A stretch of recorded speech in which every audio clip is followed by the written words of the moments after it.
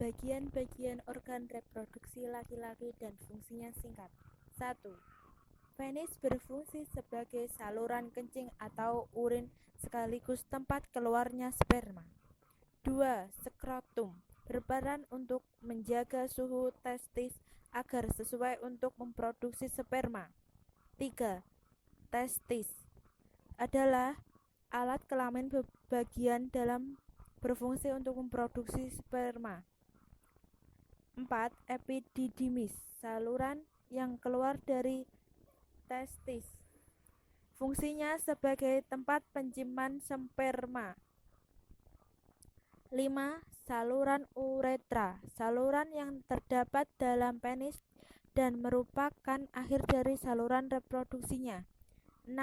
Vasikuler seminalis merupakan kelenjar yang menghasilkan zat yang berisi basa. 7. Kelenjar prostat terletak di bawah kandung kemih menghasilkan cairan yang bersifat asam. 8. Kelenjar Kolper berfungsi untuk melindungi sperma dengan cara menetralkan urin yang memiliki pH asam yang tersisa dalam uretra.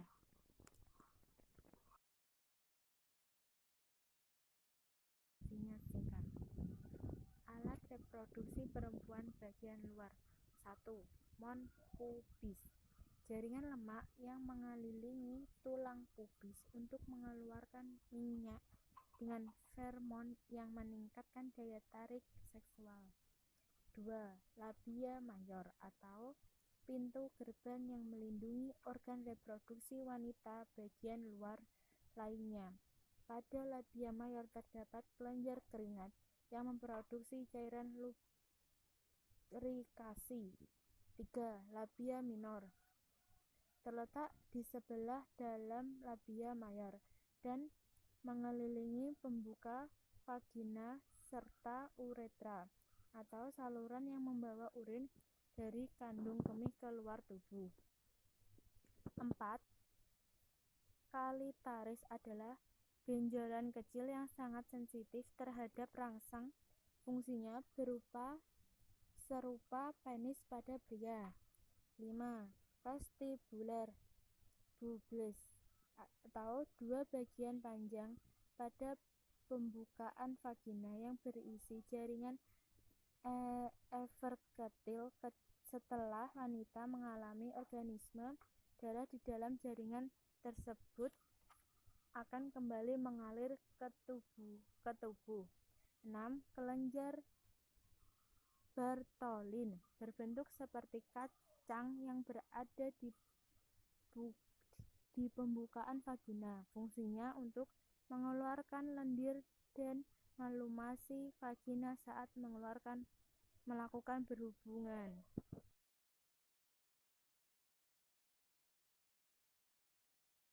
Reproduksi wanita bagian dalam.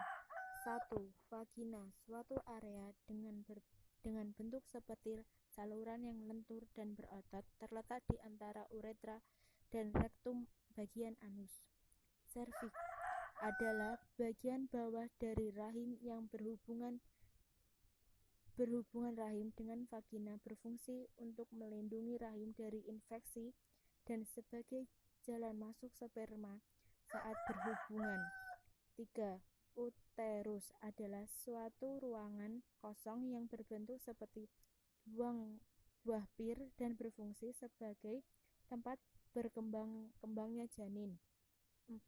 Tubo Fallopi atau saluran tubo berbentuk seperti pembuluh kecil yang menempel pada bagian atas rahim, berfungsi sebagai jalan yang dilalui oleh sel telur untuk berpindah dari ovarium ke rahim. 5. Ovarium untuk indung telur. Jaringan kecil berbentuk oval yang berada di rahim berfungsi untuk memproduksi sel telur dan hormon. Skema spermatogenesis. Spermatogenesis pada ini membelah mitosis menghasilkan generasi sel baru berupa spermatosit. Kedua, Meiosis. Pada fase ini, spermatosit mengalami 2 kali pembelahan secara berturutan, dengan mereduksi sampai setengah jumlah kromosom dan jumlah DNA per sel menghasilkan spermatid. Ketiga, spermiogenesis. Pada fase ini, spermatid mengalami proses sitodiferensis sehingga menghasilkan spermatozoa.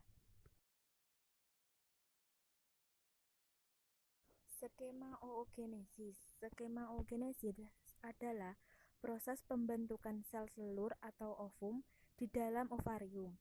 Oogenesis dimulai dengan pembentukan bentuk sel-sel telur yang disebut oogenium. Pada pembelahan pertama, semua oogenium membelah secara mitosis, menghasilkan oosit primer. Selanjutnya, semua oosit primer membelah secara meiosis, tetapi hanya sampai fase profase 1.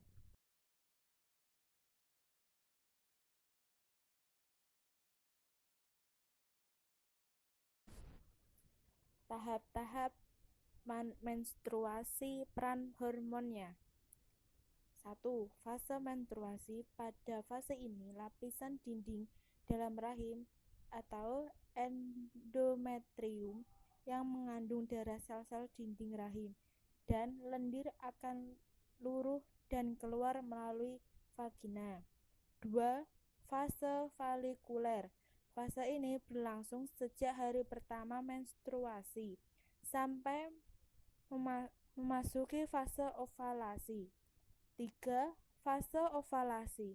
Folikel yang diproduksi ovarium akan melepaskan sel telur untuk dibuahi. Hormonnya estrogen. 2. Progesterogen. 3. Hormon pelepas gonadotropin. Jenis kekebalan tubuh dibedakan menjadi 5 macam, yaitu imunitas aktif dapat diperoleh akibat kontak langsung dengan toksin atau patogen sehingga tubuh mampu memproduksi antibodi sendiri.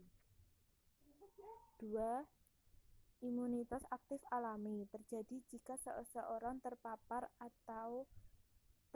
satu jenis penyakit, kemudian sistem imunitas memproduksi antibodi dan limfosit khusus. 3. Imunitas aktif buatan atau induksi merupakan hasil vaksinasi. Vaksin adalah patogen yang mati atau dilemahkan atau toksin yang telah diubah. Ketiga, imunitas pasif. Jika antibodi dari satu individu pindah ke individu lainnya. Imunitas pasif alami terjadi melalui pemberian ASI kepada bayi pada saat IgG ibu masuk ke plasenta sehingga dapat memberikan kekebalan sementara. Kelima, imunitas pasif buatan terjadi melalui injeksi antibodi dalam serum yang dihasilkan oleh seorang atau hewan yang kebal karena pernah terpapar antibodi tertentu.